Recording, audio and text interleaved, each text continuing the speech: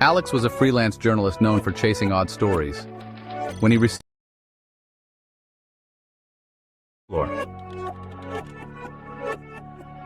Alex was a freelance journalist known for chasing odd stories. When he received an email titled "The Sixth Floor, Do Not Enter," he couldn't resist.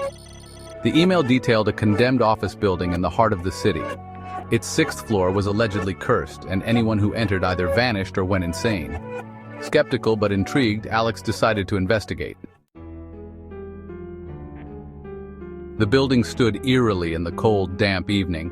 Broken windows stared like hollow eyes, and the faded sign above the entrance read, "Grayson and Company Offices." Despite the warnings in the email, Alex entered, armed with his camera and flashlight. As he explored, the atmosphere grew heavier with each floor he ascended. By the time he reached the fifth floor, the faint sounds of whispers and shuffling echoed faintly. He hesitated at the staircase leading to the sixth floor. The email replayed in his mind. "Don't go up there no matter what you hear." Against his better judgment, Alex climbed to the sixth floor. The door at the top was unusually pristine, unlike the rest of the decrepit building. A brass plaque read 6F, polished as if someone had been maintaining it. Alex pushed the door open. The air felt wrong, thicker, suffocating. The hallway beyond was dimly lit, the flickering fluorescence humming like insects. Offices lined the corridor, each door closed but not locked. From one of the rooms, a rhythmic tapping sound emerged, like fingernails on glass. His pulse quickened as he approached. The tapping ceased just as he reached the door. He leaned closer, trying to listen, but his flashlight flickered and died. The sudden silence was broken by a whisper directly behind him. "Leave." Alex spun around, but the hallway was empty.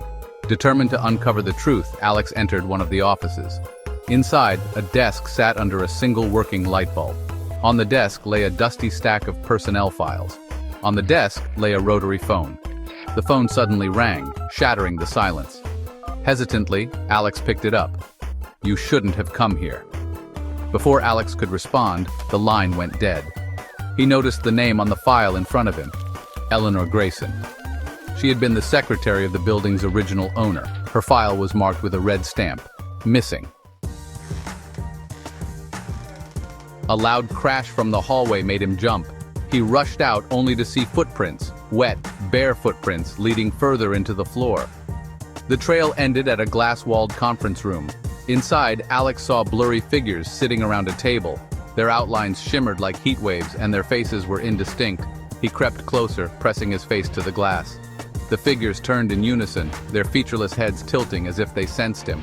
Then one of them stood, a tall, gaunt shape, and pointed directly at Alex. The door to the conference room creaked open on its own. Despite the terror gripping him, Alex stepped inside. The room was empty. The table, chairs, and even the glass walls had disappeared, leaving him in a featureless, suffocating void. Alex blinked, and he was back in the hallway. But something was wrong. The doors to all the offices were now open, revealing empty rooms. A cold draft carried faint whispers, hundreds of them, layered and indistinguishable. Suddenly, he noticed a shadow at the end of the hallway. It wasn't cast by anything, it simply existed, darker than the surrounding gloom. The shadow began to move toward him, its shape writhing and expanding. Panicking, Alex stumbled backward, dropping his flashlight. The whispers grew louder, transforming into screams. His mind raced with questions. Was this why no one survived the sixth floor?